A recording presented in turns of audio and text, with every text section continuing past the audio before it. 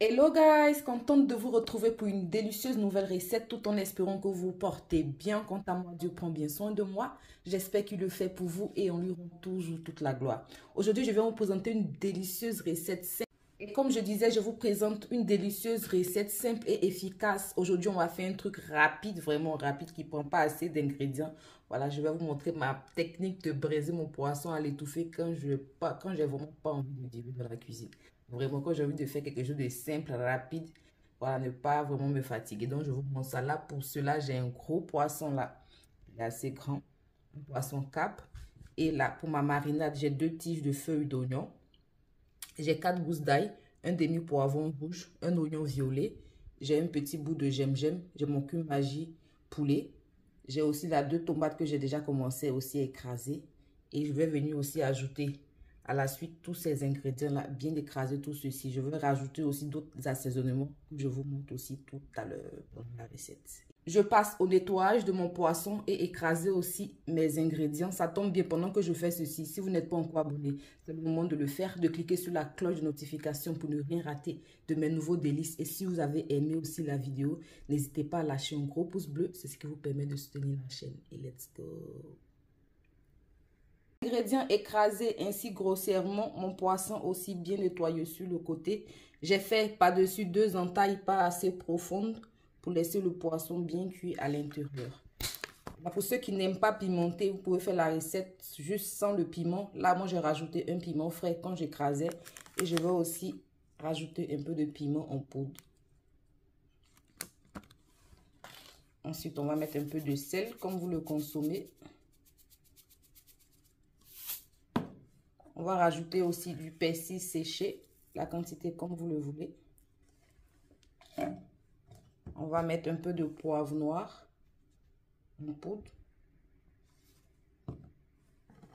Aussi du paprika.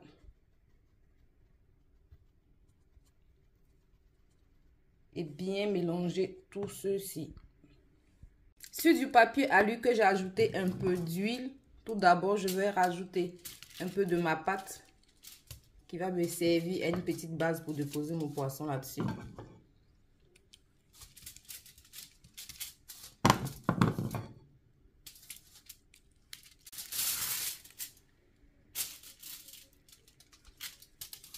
Ensuite, rajouter le reste par-dessus et aussi en mettre à l'intérieur si possible.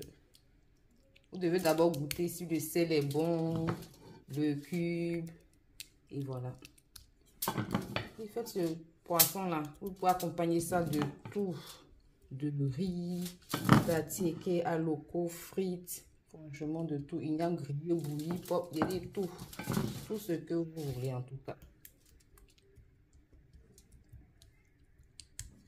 Et là, avec juste un peu d'eau, on va venir juste mouiller cela, juste un peu, quelques gouttes d'eau. La dernière étape, on va rajouter un peu d'huile. L'huile, c'est comme vous le consommez. Là, moi, je vais rajouter 2 bonnes cuillères à soupe qui sont assez suffisantes pour moi.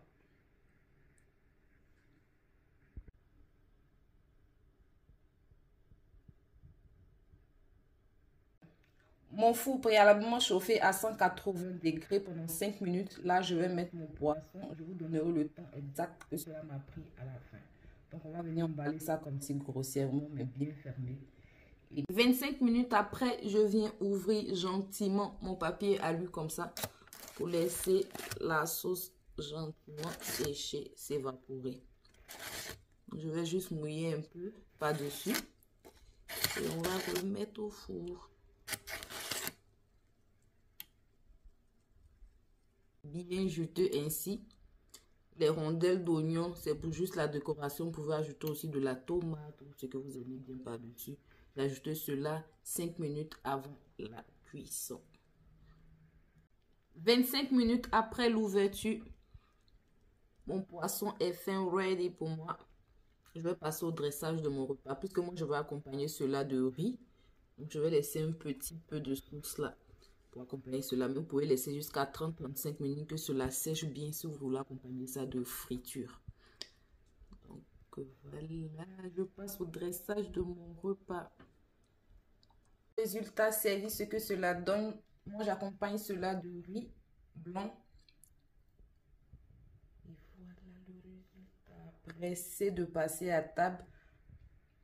Ravi de vous avoir présenté cette délicieuse recette. J'espère que vous avez été autant ravis de la partager avec moi. Si cela n'est pas encore fait, n'hésitez pas à vous abonner, à cliquer sur la cloche de notification pour ne rien rater de mes nouveaux délices. Et nous, on se retrouve très, très bientôt pour de nouvelles recettes. Et sur ce, que Dieu vous garde. Bon appétit chez vous.